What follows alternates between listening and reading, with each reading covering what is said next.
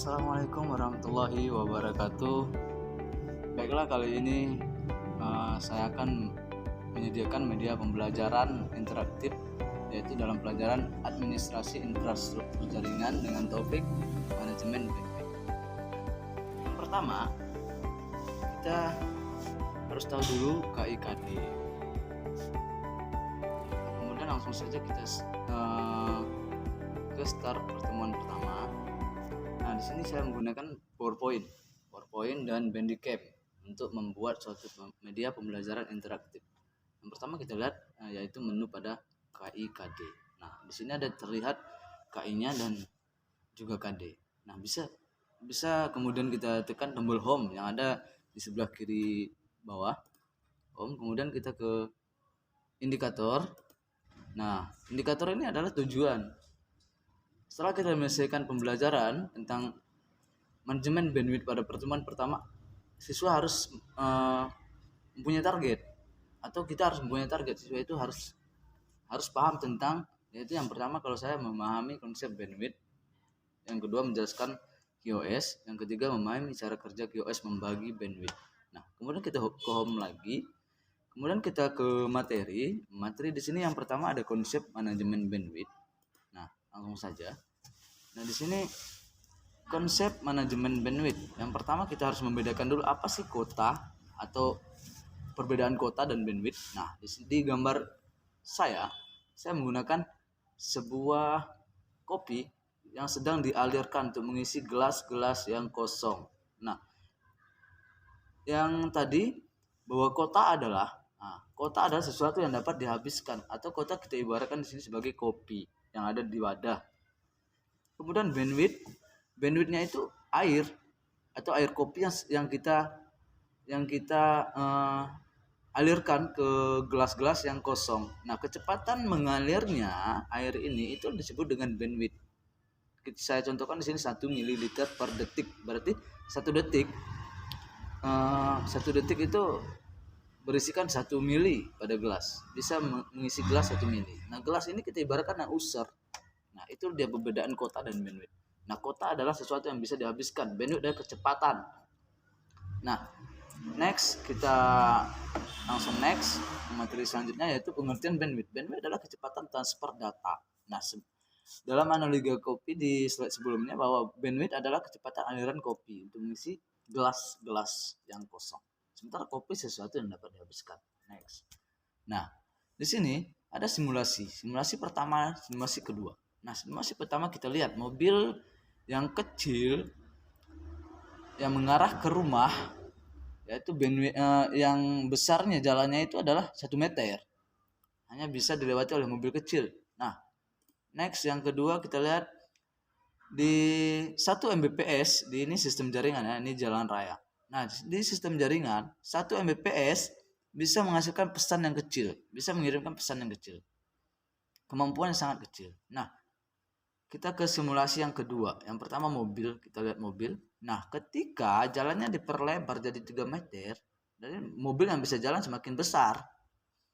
Nah, kemudian di dalam jaringan, ketika bandwidth, kita jadikan 5 Mbps, berarti pesan yang dikirimkan lebih besar, atau kemampuan untuk mengirim pesan itu lebih besar. Nah, di sini di jalan raya ini, simulasi 1 dan simulasi 2, di sini lebar jalan itu ada sebagai bandwidth, besarnya bandwidth. Nah, diaplikasikan ke jaringan yang di bawah simulasi pada mobil, ada simulasi pada jaringan. Nah, kemudian kita next. Nah, di sini ada contoh soal, bagaimana sih kita tahu berapa waktu yang kita butuhkan untuk mendownload file. Nah, misal file kita itu 5 MB dan bandwidth kita sudah kita ukur itu 1 Mbps. 1 Mbps ini artinya 1 MB per second. Berarti dalam 1 detik itu mampu mendownload atau mampu mengambil data 1 MB. Nah, kita ingin mendownload file sebesar 5 MB. Bagaimana caranya? Berarti berapa waktu yang kita habiskan untuk mendownload file? Nah, karena 1 second atau 1 second itu bisa mendownload 1 MB, berarti kita hanya butuh 5 second untuk mendownload file 5 MB. Nah, begitulah. Di sini ada tertera jawabannya, bisa dipelajari. Kemudian next. Nah, Di pertemuan kedua atau di materi kedua ada QoS. Apa sih QoS? Penting nggak sih QoS ini? QoS adalah cara untuk membagi bandwidth. Nah, kenapa harus dibagi bandwidth? Kenapa harus ada QoS? Karena jika suatu internet atau tidak membagikan bandwidth itu tidak melalui QoS, tidak menggunakan QoS, maka di sini terjadinya monopoli. Monopoli di sini artinya user tidak akan menerima bandwidth yang sama. Jadi nanti ada yang bandwidth yang kecil, ada yang besar, maka perlu QoS. QoS ada cara untuk membagi bandwidth. Nah, bagaimana jika internet terbatas? Nah, bandwidthnya kecil, usernya banyak. Nah, di sini bandwidth akan terbagi rata jika menggunakan QoS. Nah,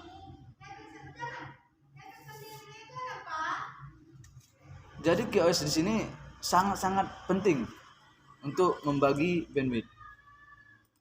Nah, next, di sini kita lihat membagi bandwidth. Membagi bandwidth itu ada 4 cara. Yang pertama limit bandwidth. Nah, pembagian bandwidth secara manual itu disebut limit bandwidth. Misal kita mempunyai bandwidth 10 Mbps untuk 10 user, maka kita bisa menggunakan QoS dengan cara limit bandwidth, membagikan 1 MB per user atau 1 MB per klien. Jadi di sini tidak ada berebutan, artinya tidak ada rebutan bandwidth.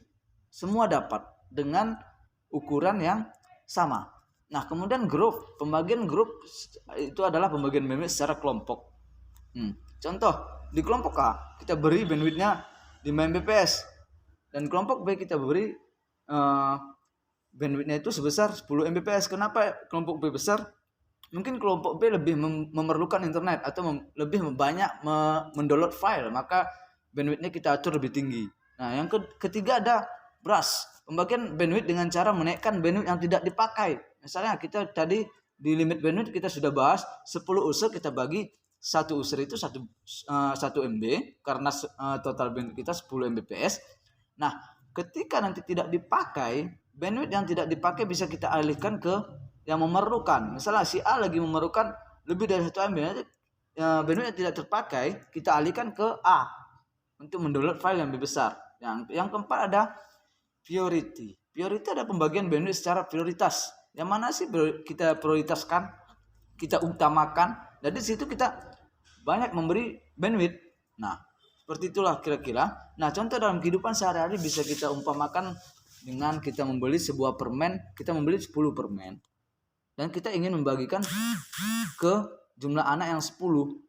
Sebenarnya secara logika anak-anak akan dapat satu persatu permen itu. Nah, ketika kita tidak membagi atau kita tidak menggunakan QoS, tidak membagi permen, kita letakkan di atas meja, kita suruh anak yang ambil, pasti ada anak yang tidak terbagi. Nah, disinilah fungsi QoS dalam membagi bandwidth. Nah, kalau kita pakai QoS, semua anak pasti dapat. Kalau tidak menggunakan QoS, pasti terjadi monopoli. Ada yang mengambil hak orang lain. Anak ada yang dapat 2, ada yang 3, bahkan ada yang tidak dapat. Nah, sekian materi yang saya sampaikan. Kemudian kita kembali ke home, yaitu ada evaluasi. Nah, tadi kita yang pertama kita ada indikator ada tujuan pencapaian siswa. Nah, di sini kita tahu siswa udah paham belum. Nah, kita harus mempunyai evaluasi. Yang pertama, cara membagi bandwidth secara rasional disebut dengan apa? Nah, di sini jawabannya QoS ya, jelas. Nah, di sini benar. Ketika kita klik transfer, itu akan tanda silang, berarti salah. Kota juga tanda silang, berarti salah. Ada 4 evaluasi yang saya buat di sini sebagai contoh. Di sini juga jawabannya farewell. Farewell ini jawabannya benar. Nah, kemudian next. Nah, di sini jawabannya 5 detik, yang 80 detik dan 10 detik itu salah. Nah, kemudian kita ke home lagi.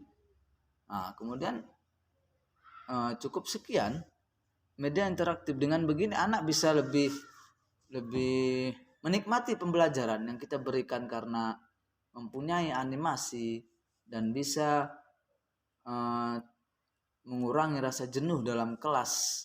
Dan saya untuk pertemuan pertama saya hanya menjelaskan sekilas tentang manajemen bandwidth, hanya sedikit. Mungkin lain waktu kita bisa tambah untuk mapel-mapel yang lainnya. Kemudian yang perlu kita ketahui dalam media pembelajaran yang saya buat ini, saya menggunakan yang pertama seperti yang saya bilang tadi adalah PowerPoint yang seperti biasa kita gunakan. Kemudian yang kedua Bandicam. Bandicam ini itu apa? Bandicam ini suatu aplikasi, sebuah aplikasi yang bisa kita manfaatkan untuk membuat media pembelajaran seperti saya. Nah, bisa di-download di Google banyak. Nah, cukup sekian. Assalamualaikum warahmatullahi wabarakatuh.